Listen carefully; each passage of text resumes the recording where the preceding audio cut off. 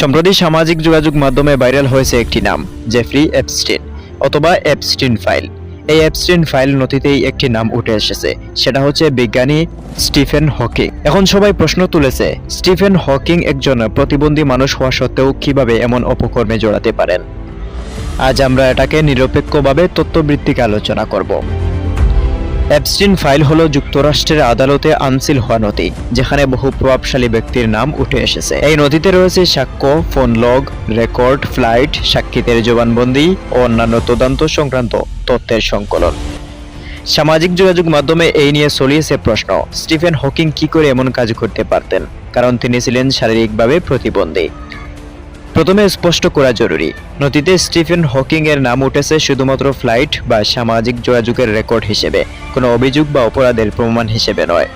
শারীরিক প্রতিবন্ধকতা কোনোভাবেই নথিতে যেসব তথ্য আছে সেই ধরনের কার্যকলাপে অংশগ্রহণের প্রমাণ দেয় না।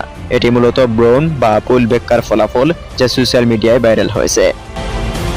স্টিফেন হকিং ছিলেন শারীরিকভাবে অসুস্থ। তিনি সাধারণভাবে শারীরিক কর্মকাণ্ড করতে পারতেন না, তবে তার যাত্রা ও উপস্থিতি বিভিন্ন সরকারি, বৈজ্ঞানিক ও সামাজিক অনুষ্ঠান হয়েছে, প্রধানত তার দল বা সহযোগীদের সহায়তায়, যা গবেষণা বা ভ্রমণ কার্যক্রমে সহায়ক ছিল।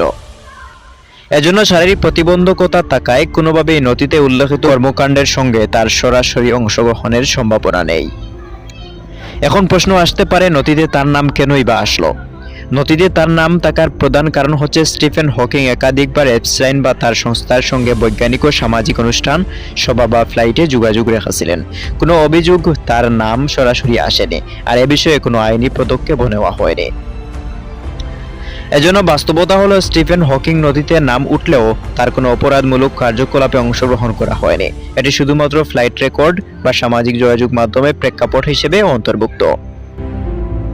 সবশেষে বলা যায়, এপস্টাইন ফাইলে আমাদের শেখায়, প্রভাবশালী নামের সঙ্গে সংযোগ মানেই অপরাধের প্রমাণ নয়। তথ্য যাচাই ও নথি বোঝার গুরুত্ব অপরিসীম।